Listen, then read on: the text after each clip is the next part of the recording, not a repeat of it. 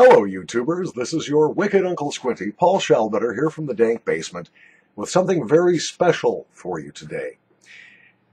I first heard about these Paul Gotard collector bottle snuffs from Eyelet12 here on YouTube. He's kind of dropped off the face of the map. Don't know where he went. If you're out there, Alex, and you're watching this, please post a comment so I know you're all right. But he informed me about these, and then I went to Mr. Snuff and looked online, and sure enough, we've got these 8-gram bottles from Paul Gotard Snuff. Paul Gotard is a Polish company. Their process for making snuff seems to be, at least it's represented to be, fairly unique. There's a lot of fermentation and individual cultivation and careful blending, and the pinnacle of all their efforts appears to be these very small 8-gram collector bottles. They're terribly expensive for what you get, except what you're getting is a collector's item. I know that at least the gooseberry in this is no longer available. Mr. Snuff does not even list it. They still have the pear, the juniper, and the rhubarb listed. And I have all four. I bought a set of these to collect, specifically to collect, because I don't think these are going to be around. This is a good example of special packaging and, frankly, a very special snuff that won't be to everyone's taste. As you can see, it's a nice glass bottle, a screw top lid that's made out of a nice piece of wood. There we go. Nice plastic seal inside the wood to keep the snuff fresh. Very small, easy to tip out your snuff. I think this is the rhubarb. I can't tell. The names are all in Polish, so unless you can speak Polish, you might not know except from the aroma what you're getting. At the price, these are terribly expensive for what you get. But again, limited quantities, rare snuffs that Paul Gotard is not going to release in a tap box or a tin, and therefore may be worth having if you're really into the connoisseur thing and the collector thing. That's why I bought them, as I said. I have the 4 bottles. I've got all 4 kinds, and I can't tell just from smelling really what they are, because they're scents with which I'm kind of unfamiliar. I mean, I've never had rhubarb snuff before. I got a big patch of rhubarb in my backyard, and we make rhubarb pie and stuff, but rhubarb snuff, I'm not so sure.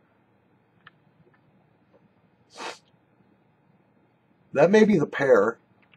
Huh. I can't tell.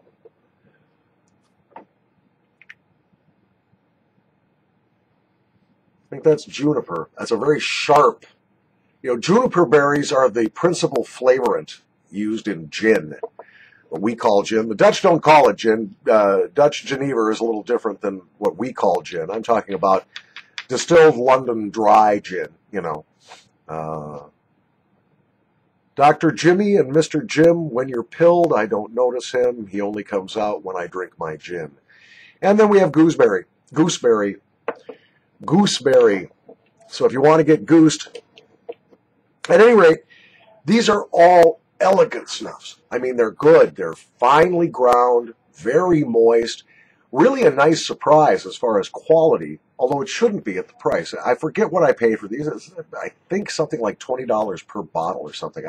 I'll have to go on Mr. Snuff and look to find out the exact price. But they were high for 8 grams of snuff.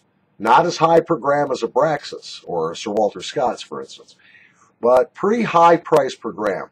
You get the cool bottle, and it's nice to show your friends, hey, look, I've got this Polish collector's snuff. I even have these normally on a glass display shelf, nicely lit, with some of my other snuff and tobacconalia treasures. But as far as the snuff being worth the price, it's up to you. I'm going to try some of this. As I said, I think this is the rhubarb. I'm going to hold this up. If anybody speaks Polish, you speak Polski? You can maybe I got a sister-in-law from the Czech Republic. She speaks a little Polish. Maybe I'll ask her. Let's see.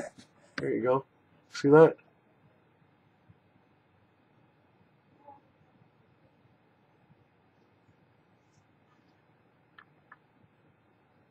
There it is. Little tiny bottle. Let's tap some of this out and see what we've got. I think this is the rhubarb. There's menthol in there, though. Get my boxcar here.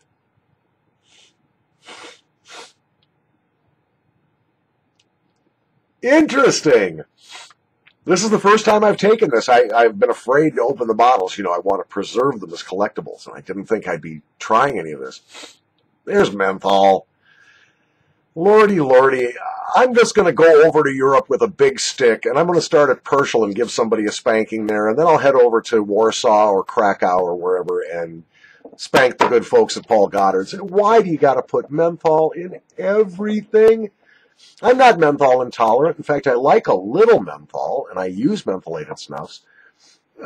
It's just that when I want a raspberry flavor or a gooseberry flavor, rhubarb, pear, juniper, whatever, I don't really want a lot of menthol.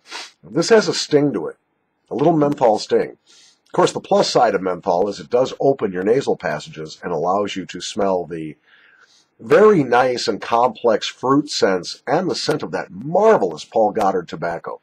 If you haven't tried Paul Gotard snuff, here's my suggestion. Start with their grape, if you can get your hands on it. It's the best grape out there. It's better than Temptation Concord grape, or Grape Concord as they call it.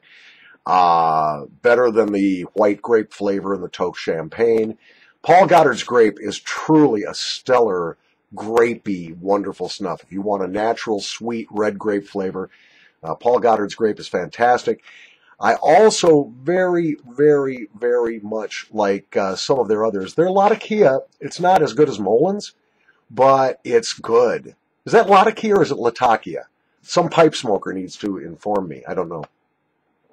By the way, if anybody knows if they're still making Balkan Sobranie cigarettes, unfiltered cigarettes in the little 10 cigarette tins that were imprinted with the graphic, the woodcut of a wagon loaded with tobacco and the gypsy woman, that's amazing. Those cigarettes are the most amazing I've ever smoked in my life. I can't find them. I don't think they make them anymore. But if they do, it's Latakia anyway, or Latakia tobacco.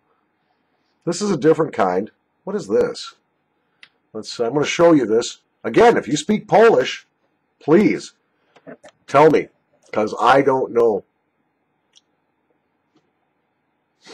These are really good snuffs, but different. Very, very different. Maybe I might have to revise my original opinion. These might well be worth the price. Collector bottle aside.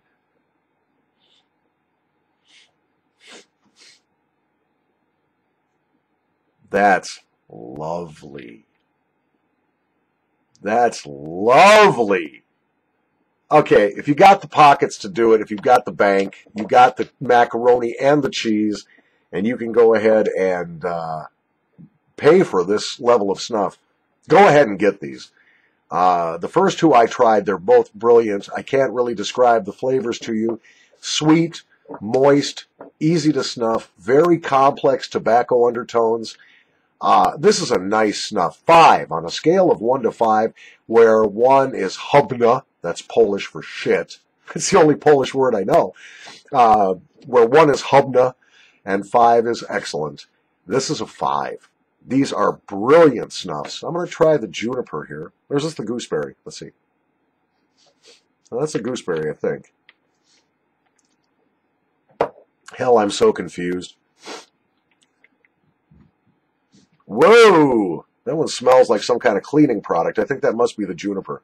Well, we've had enough testing of these. I'm going to put these back on my beautiful display shelf with the custom lighting and the mirror behind it and all that to display these. If you're a snuff collector, I can't speak to the collectability of any of this stuff. I don't know if it's going to be, worth $1 million at, Antiques Roadshow in 100 years or what. But these are pretty spectacular snuffs and worth having in your collection, particularly if you're a collector. If you haven't tried Polish snuffs, I would choose the Gotard over the stock. I think the Gotard is a better product. I think they're made by the same company, but the Gotard is just better. If it carries the Paul Gotard name, it's pretty darn good. And I have never been disappointed with any of the Gotard snuffs. Of course, there are some I like much better than others. I think their chocolate orange is pretty good. Their tobacco-free snuffs aren't worth shit. Don't bother. The Paul Gotard Black Knight smells like shoe polish. You might want to avoid that one. But most of the other Gotards I've tried have just been excellent snuffs. All of them definitely beginner snuffs. Very easy to take. Great aromas. Great moisture content, really good snuffs, and you can get them from Paul Gotard directly. If you can read Polish on their website, you can buy it directly from them. You can go to mrsnuff.com, which is where I got these, all 4 of them. How do you hold up 4 bottles all at the same time? I don't know. Let's try this. There you go. There's all 4 of them. And you can get these, put them in your collection, try them like I just did. You're going to be delighted. And if you can afford the bucks, get a couple of sets. Get 1 to collect and maybe 1 to use. This isn't an everyday snuff. It's not an all-day snuff. None of these 4. But as a dessert or a little treat now and then, something different. And if you don't mind a little bit of menthol, because all 4 of these seem to have a little menthol in them, they're fantastic. 5 out of 5 on the squinty scale from the dank basement with the Paul Gotard's Collector Bottles Snuff. We got your Pear, we got your Rhubarb, we got your Juniper, and we got your Gooseberry. And they're all great. So buy them. From the dank basement, this is Paul Shelbetter. Thank you for watching. How do I shut this damn thing off now? I never know.